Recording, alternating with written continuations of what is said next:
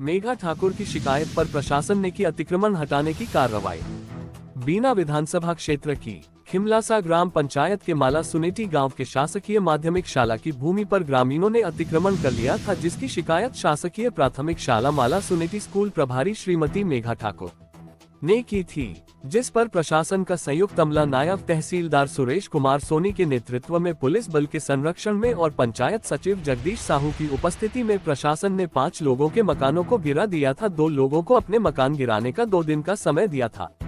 ज्यादा समय बीत जाने के बाद भी उन लोगों ने अपने मकान नहीं गिराए थे और दोबारा कब्जा करने का प्रयास कर रहे थे, जिसको देखते हुए मेघा ठाकुर ने दोबारा तहसीलदार से शिकायत की। इसके बाद बचे हुए 2 मकानों को भी गिरा दिया गया। अब स्कूल की जमीन पूर्ण रूप से कब्जा मुक्त हो चुकी है। जिला ब्यूरो लक्ष्मण सिंह राजपूत की रिपोर्ट। जी मैडम, क्या नाम है आपका? मेघा ठाकुर, ये कौन सा स्कूल है? शासकीय माध्यमिक शाला माला सुनेटी। आप कौन से पद पर हैं यहाँ पर? मैं यहाँ प्रभारी प्रधान अध्यापक हूँ।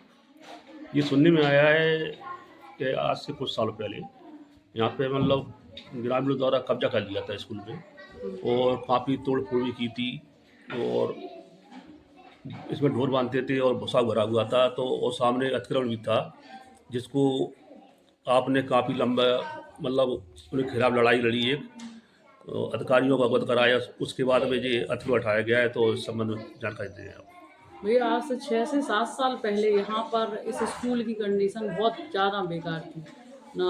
वो सरपंच जो पहले के थे वो एक्सपायर हो गए थे, तो स्कूल पूरा आधा बना हुआ डला था और हम लोग प्राथमिक शाला के भवन में लगाते थे, जहाँ की एक कमरा था। एक कमरे में बच्चे बनते नहीं थे तो बाहर ग्राउंड में लगाना पड़ता था स्कूल। फिर मैंने इस स्कूल को आकर देखा तो यहाँ पे पूरा कब्जा किए हुए थे लोग। यहाँ पर जानवर बांधे थे जहाँ मैं जस्ट बैठी हूँ, और एक कमरे में भूसा भरा हुआ था, वो भी एक यहीं गांव के ही हैं लोग उनके, और एक कमरे में यहाँ पर एक महिला रहती थी। फिर जब मैं यहाँ आई तो मैंने उनसे बोला कि आप खाली करिए, हम लोग जैसे भी बनेगा काम करवाएंगे।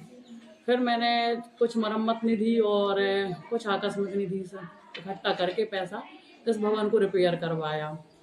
उसके बाद मैं यहाँ आ गई तो फिर शाला परिसर तो शाला तो तैयार हो गई, लेकिन है ना ग्राउंड नहीं था, शौचालय नहीं था और नल भी नहीं था पानी के लिए। तो नल फिर सरपंच जी से बोला तो उन्होंने नल की व्यवस्था करवा दी। इसके बाद फिर यहाँ पर इतनी ज़्यादा दिक्कत होती है, अतिक्रमण वाले जो अतिक्रमण किए हुए थे वो पूरे जानवर 8 से 10 और 10 से भी ज़्यादा जानवर यहीं सामने परिसर में बांधे रहते थे, और ट्रैक्टर, पंजा मशीन, बोनी मशीन रखे रहते थे। कहो तो वो बात की स्थिति निर्मित होती थी। तब जाकर फिर मैंने अपने अधिकारियों को अवगत करवाया, तो आज जाकर थोड़ा सा बच्चों के लिए ग्राउंड हुआ है। तो अतिक्रमण हटवाने के लिए आपको कितने साल संघर्ष करना पड़ा इसमें? अतिक्रमण के लिए अभी 2 साल से तो बहुत ज़्यादा परेशान हो रहे हैं, और उसके पहले भवन में ही लगे रहे और 2-3 साल तो लग गए हैं लगभग। अब जब अतिक्रमण हट के आए यहाँ से, तो इससे स्कूल को क्या लाभ होगा? स्कूल का सबसे बड़ा लाभ तो यही होगा कि बच्चों को ग्राउंड मिलेगा जिससे वो खेल पाएंगे, और यहाँ पर ट्रैक्टर वगैरह और ये मशीनें नहीं रखी रहेंगी जिससे उनको बार बार टोटल हो जाते थे, तो वो समस्या होती थी। तो वो भी समस्या खत्म, और एक शौचालय, और यदि हम विद्यालय के लिए कोई नव निर्माण करना चाहें तो वो भी हो सकता है जगह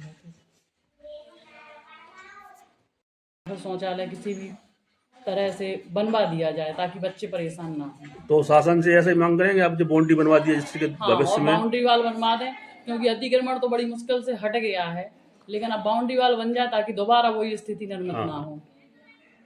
मैं बस इतनी चाहती हूँ।